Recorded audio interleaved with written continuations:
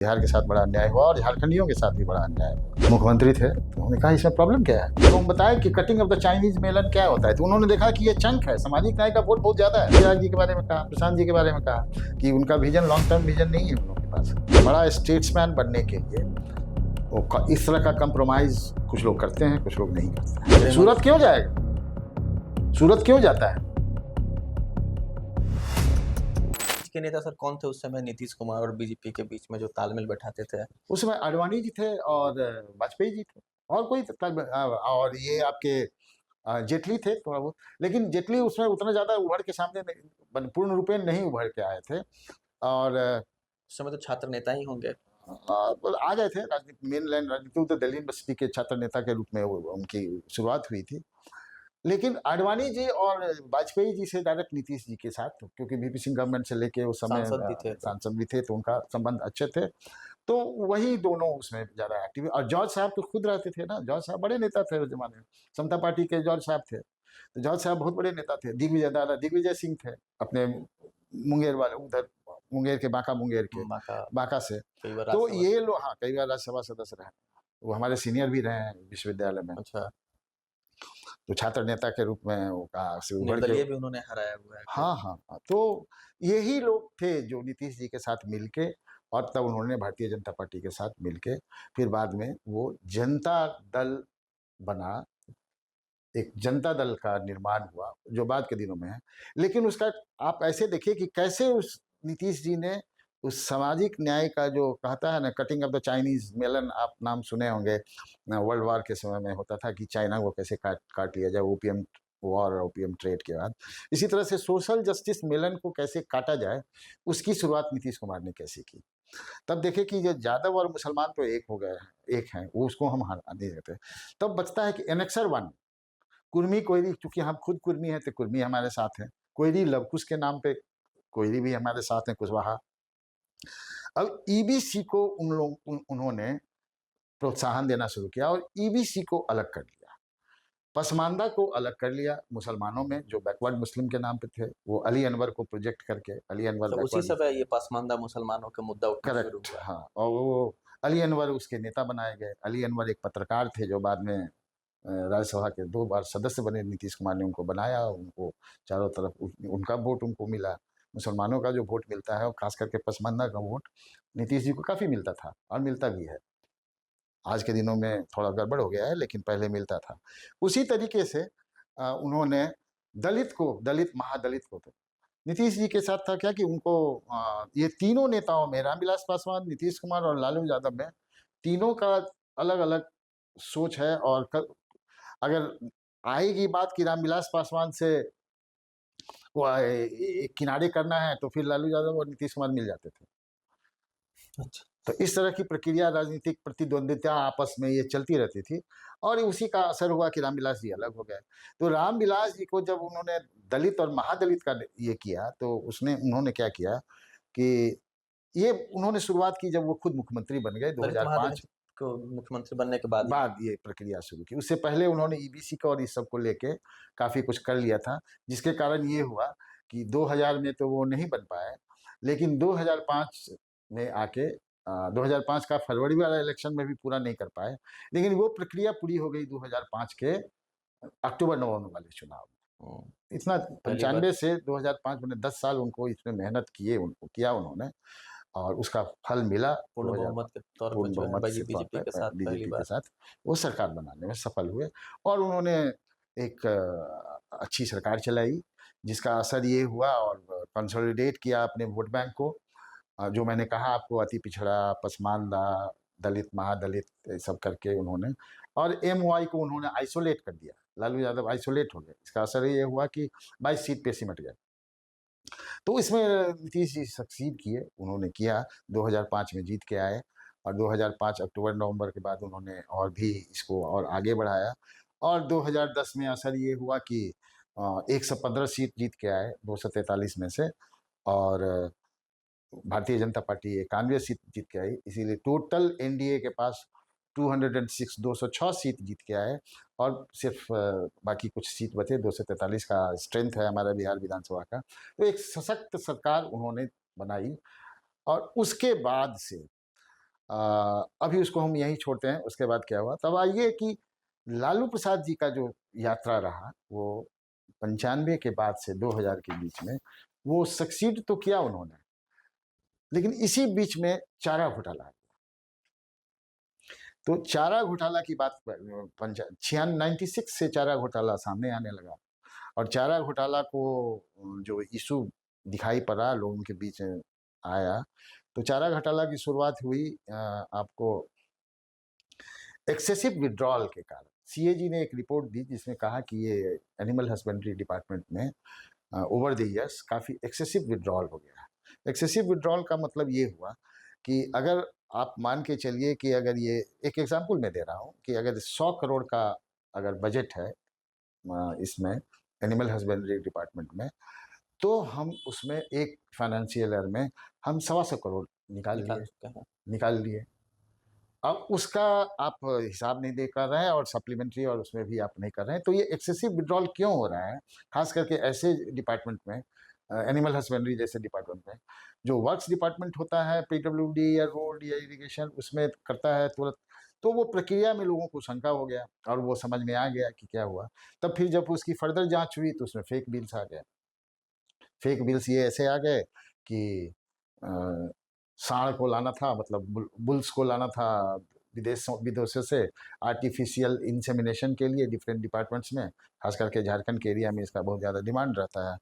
तो उसके कारण ये हो गया कि वो आना था, तो जब नंबर दिखाया किस ट्रक से लाया गया, पता लगा कि वो तो स्कूटर का नंबर था। इसीलिए कहा जाता था कि स्कूटर पे सांड लाद के लाया गया।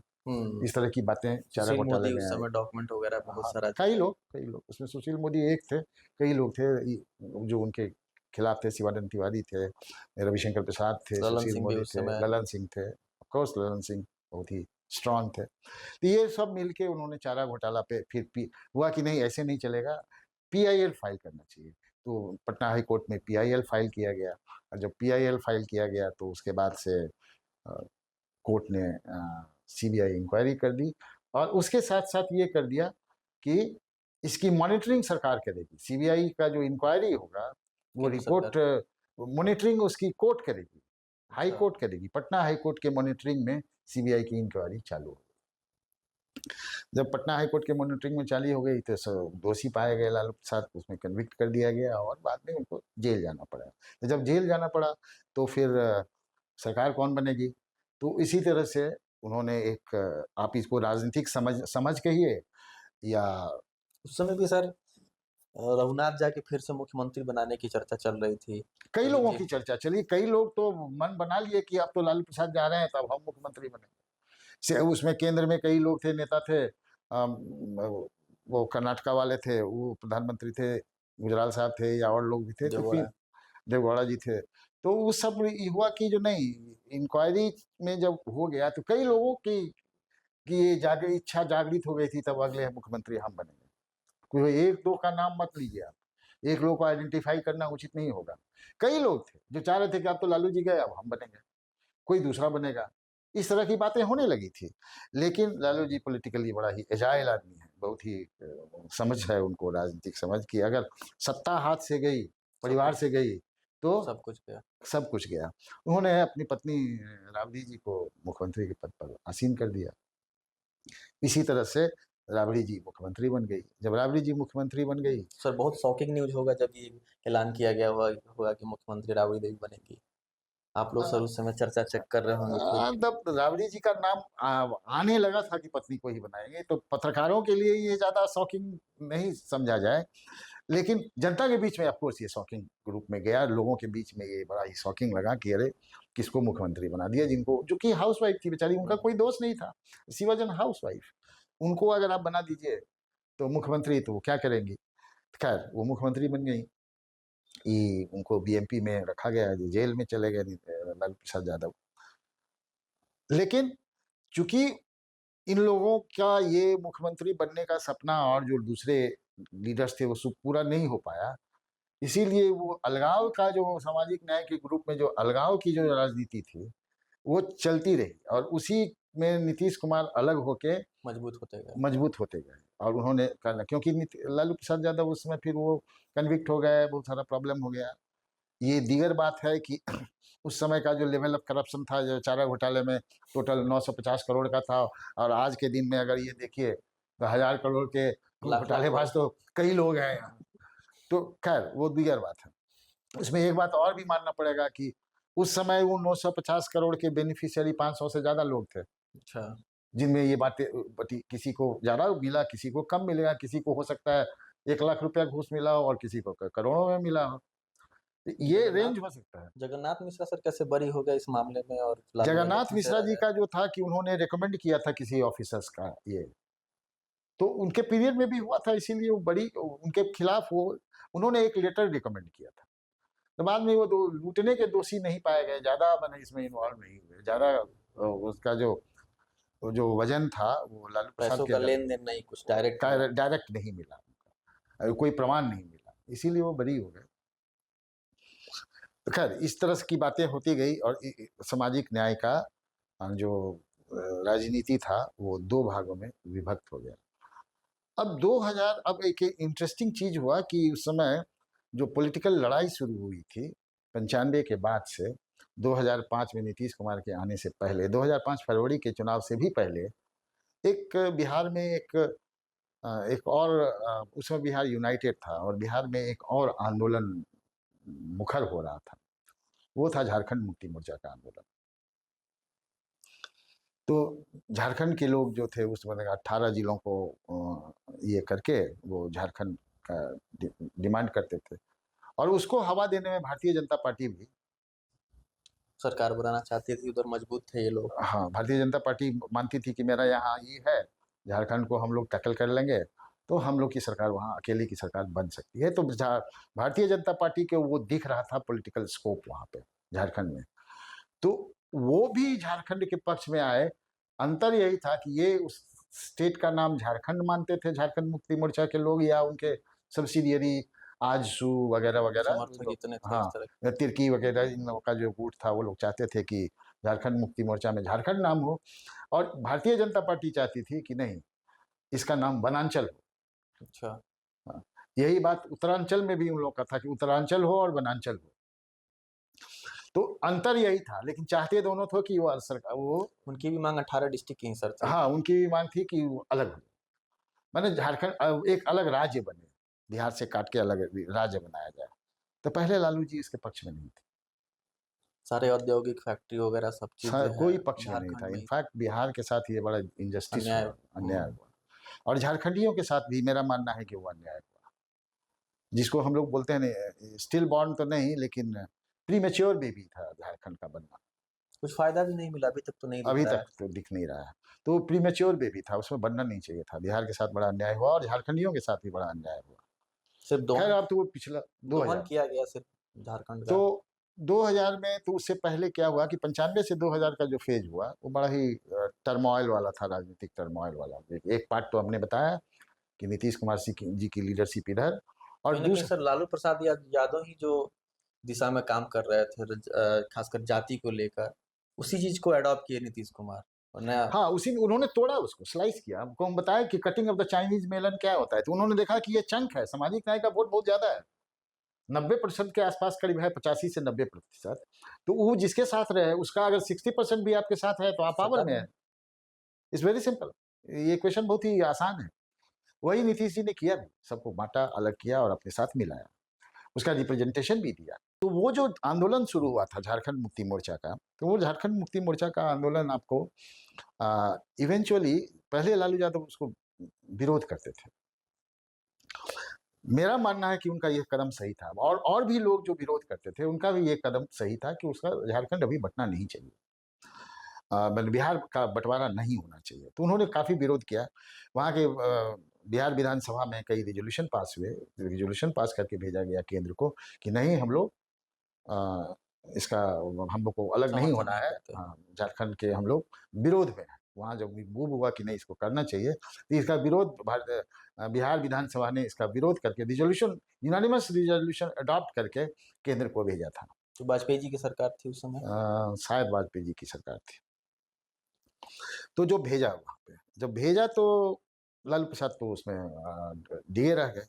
लेकिन उसके बाद जो राजनीतिक घटनाएं हुई 96 का, उनको जेल जाना पड़ा और राबड़ी जी चीफ मिनिस्टर हो गई, बनाना पड़ा। तो जो पॉलिटिकल टर्मोइल जो 95 से 2000 के बीच में गुजरा, फिर लालू जी फिर बीच में बेल पे आते थे, तो इस तरह के जो टर्मोइल गुजरा, मतलब कोर्ट कानून में ही उलझ के रह उलझ गए के रह गए और पॉलिटिकल टर्मोइल हो गया। तो 2000 का इलेक्शन बीच में आ गया। 2000 के इलेक्शन में उस जमाने में मार्च अप्रैल में इलेक्शन हुआ करता था। अक्टूबर नवंबर चल हाँ, वो हुआ 2005 फरवरी के बाद राष्ट्रपति से, के हम आते हैं उस पर। तो वो जो होने लगा तो नीतीश को लालू यादव कोर्ट केसेस, चारा घोटाला वगैरह इस समय काफ़ी इन्वॉल्व रहे और पॉलिटिकली आप समझिए कि वो, सब्सेंस हो गए थे। हाँ, थोड़ा सा ये हो गए थे, स्ट्रांग नहीं थे, कमज़ोर पड़ने लगे थे। तो कांग्रेस के सहारे से 2000 में, खैर 2000 का इलेक्शन हुआ, वो जीत के आए। लेकिन वो जीत के आए उस समय भी नीतीश कुमार सक्सीड नहीं किए थे। वो जीत के आए और कांग्रेस के फुल समर्थन से उनकी सरकार बन गई, राबड़ी जी फिर मुख्यमंत्री बन गए। लेकिन उस समय जो ये डिमांड होने लगा झारखंड का, अलग झारखंड का, तो इनकी मजबूरी, आज जेएमएम उनके समर्थन में था, झारखंड मुक्ति मोर्चा ने समर्थन दिया, इसी बात पे समर्थन दिया कि आप झारखंड के, अलग झारखंड के मुद्दे को विरोध नहीं करिएगा। तो इस पे आके लालू यादव कमजोर पड़ गए। फिर उनको अपनी सरकार बचानी थी बिहार में, तो आप कह सकते हैं कि झारखंड उनको दे दिया, छोड़ दिया। फिर दोबारा रिजोल्यूशन लिया गया और समर्थन में रिजोल्यूशन गया और 14 नवंबर 2000 को बिहार से झारखंड बन गया और अलग हो गया। लालू यादव कभी नहीं चाहते थे, ये ईमानदारी की बात है, लेकिन उनकी राजनीतिक कंपल्सन, जो पॉलिटिकल कंपल्सन जो था, वो उनको, पॉलिटिकल कंपल्सन देखिए, बहुत लोगों के पास पॉलिटिकल कंपल्सन आता है, लेकिन बड़ा स्टेट्समैन बनने के लिए वो इस तरह का कंप्रोमाइज कुछ लोग करते हैं, कुछ लोग नहीं करते हैं। कई हमको हमारे अपने पॉलिटिकल हिस्ट्री में, भारत के पॉलिटिकल हिस्ट्री में कई ऐसे इंस्टांसेज हैं जहां कई नेताओं ने किसी इशू पे जो कि देश या राज्य के हित के खिलाफ होगा, तो उसमें उन्होंने कंप्रोमाइज़ नहीं किया था। तो लेकिन लालू जी ने बाद में, पहले तो विरोध किया उन्होंने, फिर बाद में वो उस पर झुक गए और एक एग्री कर गए कि किसी तरह झारखंड का बंटवारा हो, और वो हो गया। 14 नवंबर 2000 को झारखंड बंट के अलग हो गया। पत्रकारिता का सर लंबे समय तक आपका अनुभव है सर, कभी सर दबाव, कोई फोन, कोई कॉल, इस तरीके के आप पर फोन आया है सर? कोई दबाव नहीं, हम लोग ने फ्रीडम से काम किए हैं, कभी नहीं, कोई मेरे पास दबाव नहीं आया था। आज तक किसी ने फ़ोन नहीं किया। एक बड़े नेता ने एक बार मुझे फ़ोन किया, नाम नहीं लूँगा उनका, कि ऐसा वर्ड छप गया है आपके अखबार में, कोई वर्ड था, वो भी नहीं बोलूँगा। तो हम बोले, तो इसमें क्या है? तो कॉपी तो आप ही देखते हैं, तो देखिए ना क्या है उसे। तो उसमें मैंने देखा कि वो वर्ड छपा हुआ है। हम बोले, तो इसमें प्रॉब्लम क्या है? मुख्यमंत्री थे, तो हमने कहा इसमें प्रॉब्लम क्या है? तो बोला, नहीं, हमारे रूल में ऐसा चीज़ नहीं होना चाहिए, ये वर्ड का नेगेटिव मीनिंग होता है। तो बोले, अच्छा ठीक है। तो बोला, नहीं, कुछ करना नहीं है, जरा उस रिपोर्टर को समझा दीजिए। हमने ठीक है, रख दिया। दूसरे दिन कॉपी आई तो हमने उससे पूछा कि तुमने ये वर्ड लिखा था? तो हम तो उसको एज यूजुअल अलाउ कर दिए, चला गया, अच्छा प्रिंट में भी आ गया। बोला, हाँ सर, इसमें क्या दिक्कत क्या है? हम कहे, हमको दिक्कत नहीं है, लेकिन आकाओं को दिक्कत है। अच्छा। तुम जाके अपने जो वित्त देखते हो उस सेक्रेटरी से जरा बात करो कि वेयर इज द प्रॉब्लम है, क्या दिक्कत है, बात करके फिर बताना, कोई दूसरा रिपोर्ट लेंगे तुम्हारा। कोई इस तरह का छोटा मोटा चीज़ सब कई बार हुआ है। आप गलती कर गए तो कोई प्रेशर देके चढ़ने की कोशिश किया। एक बार किया था, बिजली विभाग का एक केस था, तो एक अधिकारी आया, कहा कि ये गलत रिपोर्ट है। कुछ उसका हैदराबाद से कनेक्शन था और हैदराबाद के जुबली हिल स्टेशन पे, पुलिस स्टेशन पे उसका केस हुआ था। तो उसकी चर्चाएं चली, वो छपा हमारे अखबार में, मैंने अलाउ किया, वो खबरें मैंने छापी। तो जब खबर छप गई तो वो दौड़ते हुए आया एडिटर के पास और बोला कि जो ये गलत खबर है। बोला, कैसे? तो देखिए, इसमें तो मैं बड़ी हो चुका हूँ और ये मुझे एफआईआर में की कॉपी जो छपा है वो पुराना एफआईआर है, उसमें मैं बड़ी हो चुका हूँ। वो रखा था, तो मैं शायद सेशन चल रहा था विधानसभा का, तो मैं लौटा घर में, तो उन्होंने कहा कि अभी वो है नहीं, वो आएंगे शाम में, आप शाम में आ जाइए। शाम में वो आया तो फिर हमको संपादक ने कहा कि बुलाया कि ऐसे ऐसा छपा है। तो मैंने देखा दोनों। मेरे पास जो एफआईआर की कॉपी थी वो उस एफआईआर, उस क्लियरेंस के बाद की एफआईआर थी।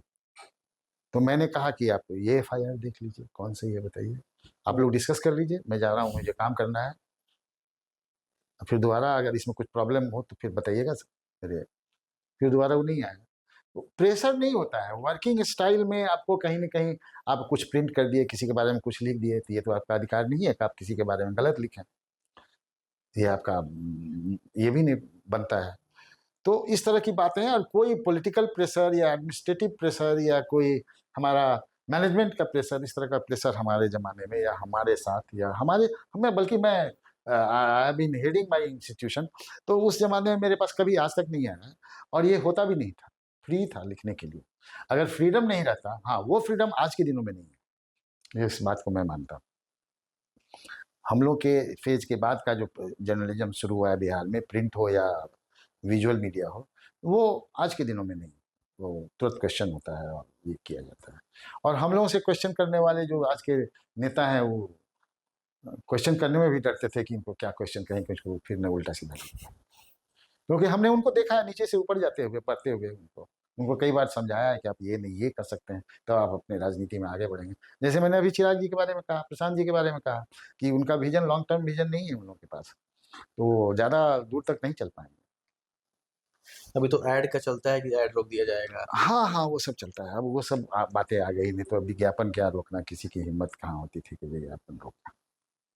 अंतिम सवाल है, रोजगार, पलायन, शिक्षा, स्वास्थ्य, इसके अलावा भी आपकी नज़र से बिहार के लिए सबसे बड़ी चुनौती क्या हो सकती है? बिहार की चुनौती नहीं, बिहार की और समस्या के लिए इस चुनाव में शायद उस मुद्दा पे कोई बात भी नहीं कर रहा है। कोई नहीं करेगा, इस चुनाव में कोई सब बात नहीं हो रही है। लेकिन मैंने जब अभी कुछ देर पहले आपको कहा कि बिहार के उत्थान के लिए, बिहार के विकास के लिए हमारे पास मैन्युफैक्चरिंग यूनिट्स का होना बहुत ज़रूरी है।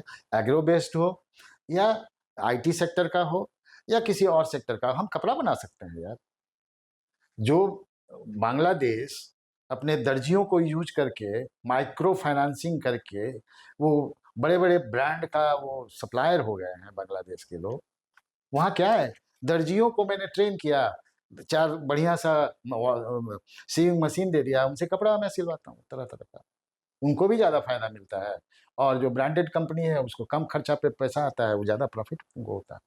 जितने भी मल्टीनेशनल कंपनी के सब मेड इन सारे वो बांग्लादेश तो कपड़े। बांग्लादेश के आते हैं, सारा जो हम लोग आप पहनते हैं। तो मैन्युफैक्चरिंग यूनिट हमारा हब बनना चाहिए सब जगह। अब वो मैन्युफैक्चरिंग यूनिट आप बना दीजिए ना, हमारे पास तो इंडस्ट्रियल बेल्ट हुआ करता था, हमारा बरौनी, हमारा रोहतास, डालमिया नगर, उस सबको आप बना दीजिए इंडस्ट्रियल बेल्ट, वो सब तो एस्टैब्लिश था। हनुमान छाप, ये अपना बटर, पॉल्सन बटर, कहावत था कि यही तो पॉल्सन बटर लगाता है, वो कहावत के रूप में। मॉर्टेन चॉकलेट उधर से। मॉर्टन, मरोड़ा, तो ये सब तो हमारे पास था। हाजीपुर में रामविलास जी ने कुछ कोशिश की थी, लेकिन अभी सब नहीं है इंडस्ट्रियल। आप हमको एक बड़ा मैन्युफैक्चरिंग यूनिट तो बनाइए यहाँ पे। अभी तो हमारा अपना बिहारी जितना है सब उसमें एकोमोडेट हो जाएगा, कोई बाहर नहीं जाएगा। सूरत क्यों जाएगा, सूरत क्यों जाता है, सब कपड़े के इसमें व्यवसाय में और अन्य व्यवसाय में जाता है, मेनली तो कपड़ा का है सूरत में। तो आप वो मैन्युफैक्चरिंग यूनिट हमको दीजिएगा, बनाइएगा, सेटअप कीजिएगा। सरकार अगर सेटअप करे, या अपनी बिहार सरकार सेटअप करे, या केंद्र सरकार मदद करे उसमें। ये अमित जो शाह तो कहते हैं कि जमीन ही नहीं है बिहार में, जमीन लेने में बहुत परेशानी होती है। जमीन का तो समस्या नीतीश जी के समय में था, है, लेकिन जमीन खरीद के, जमीन वैसा जमीन दिया जाए ना जो कि एग्रीकल्चर को या इन्वायरमेंट को अफेक्ट ना करे, वैसा रोहतास जमीन का है पूरा हमारे बेल्ट पास। है। हमारे पास है जमीन, आप रोहतास चली जाइए, आप राजगीर के उधर चली जाइए, नवादा में चली जाइए, बहुत सारा जमीन है हमारे पास। तो गया भी है। गया है, भरा पड़ा हुआ है, जमीन की कमी कहाँ है हमारे पास। हम, आपका जब बिहार होता था तो लोग जमशेदपुर, बोकारो, धनबाद लोग जाते थे नौकरी करने के लिए, नॉर्थ बिहार से, सेंट्रल बिहार से, सब जगह, आरा से, बलिया से। धनबाद में ये कहावत था, ABCD, आरा, बलिया, दरभंगा, छपरा, यहाँ के लोग वहाँ काम करने जाते थे। तो अब हमारे पास भी तो वो अभी बिहार के अंदर में जो ग्रैंड ट्रंक रोड के किनारे वाला जो एरिया है, वो पहाड़ी एरिया है। उस एरिया में तो हम 1,000 यूनिट बैठा देंगे कि हमारा जितना बिहारी होगा सब उसमें एम्प्लॉयड हो जाएगा, बड़ा बड़ा सिटी डेवलप हो जाएगा उस एरिया में। जमीन की कोई कमी नहीं है। हाँ, जमीन अगर आप हमको लेना चाहते हैं कि अब हम खेती का जमीन या प्लांटेशन को काट के जहाँ वहाँ इंडस्ट्रियल यूनिट सेटअप करें, तो थर्मल यूनिट इसीलिए, क्योंकि थर्मल यूनिट के किनारे जो हमारा ओपन लैंड है, वो कि थर्मल यूनिट इसीलिए जाएगी, कोल लिंक वहाँ से नज़दीक से होगा, ट्रांसपोर्टेशन की कमी हो जाएगी। ये सब समस्याएं इन लोगों को तो देखना पड़ेगा। तो जमीन की कमी नहीं है, कुछ भी हो सकता है। हम लोगों ने अभी बातचीत की, सर से 1 घंटा के लिए मैंने समय लिया था, लेकिन लगातार लगभग हम लोगों ने 2 घंटे तक बातचीत की। जब बिहार की राजनीति पे बात होती है, बिहार की बात होती है, तो इतनी बात होती है कि समय ही कम पड़ जाता है। कई परत अभी खुले हैं, राजनीति के कई परत अभी बाकी हैं। चौपाल डायरी से बात करने के लिए सर आपको बहुत-बहुत धन्यवाद सर।